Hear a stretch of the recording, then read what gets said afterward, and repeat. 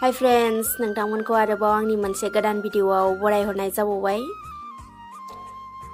दिनै आं नोंथांमोनजों सुबुङा थांनानै थानायाव माबायदि सांग्रांथि जानांगौ बा गावखौ माबायदि सांग्रांथि लाखिनांगौ बिनि सायाव जेनाखि आंनि गोसोनि मोनदांथि बे मोनदांथिखौ नोंथांमोनजों शेयार खालामनो सानदों बा नोंथांमोननो आंनि गोसोनि साननायखौ फोरमायनो सानदों।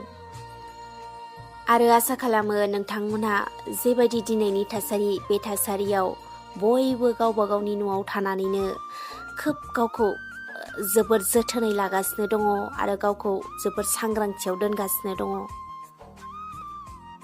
मानोना दिनैनि थासारिया सुबुं माहारिनि थाखायनो सांग्रांथिया मोनसे जोबोद गोनां जानानै फैदों।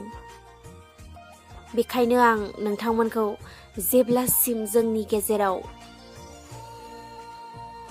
मोजां थासारिया फैफिना अब्लासिम जोङो गाव गावखौनो खोब जोथोनाव लाबाय थागोन आरो सांग्रांथियाव थाबाय थागोन होननानै आसा खालामनाय थाबाय। अब्ला फैदो नोंथांमोन, आं भिडिअखौ जागायनोसै। नंगौ नोंथांमोन, सुबुङा थांनानै थानायाव सांग्रांथिया जोबोर गोनांथार। मानोना सुबुङा साननो गोरों जिब। बेखायनो माबा मोनसे मोजां गाज्रि हाबा मावनायनि सिगां एबा गाज्रिजों भुगिनांनायनि सिगांनो बे खामानिखौ मावोब्ला मा जागोन मा जाया बेखौ 10 खेबसो साननायनि गेजेरजोंसो मोजां खामानिफोरखौ मावनांगौ एबा बाथ्राफोरखौ बुंनांगौ। जेन' रावबो मावनाय बुंनायनि गेजेरजों गावबो आरो गुबुनाबो खस्थ' मोननाङा। बेखायनो जों गावखौनो गाव गुवारै साननायनि गेजेरजों बुजिनाय आरो मोनथिनानै लानाया जोबोर गोनांथार।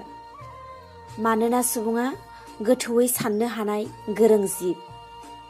बेखायनो जों गावखौ माब्रैबा सुबुंनि आबुं आब्रुथिजों माब्रै दानानै लानो हायो बेफोरखौ खालामग्रोनाया गावनि आरो गुबुननि गोनांथार।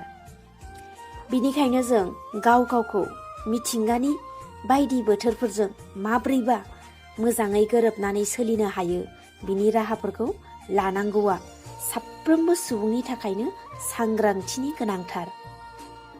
अब्लासो गावखौ दाफुंनायनि गेजेरजों बायदि मोगा मोगि जाथायफोरनिफ्राय बारग'नो हागोन। नङाब्ला दिनैनि मुगायाव सेकेन्ड मिनिट दिनावनो बायदि जाब्रथायफोरजों भुगिनांनानैल' बेसेन गोनां मानसिनि जिउआ ओरैनो आद्रियै थांगारगोन।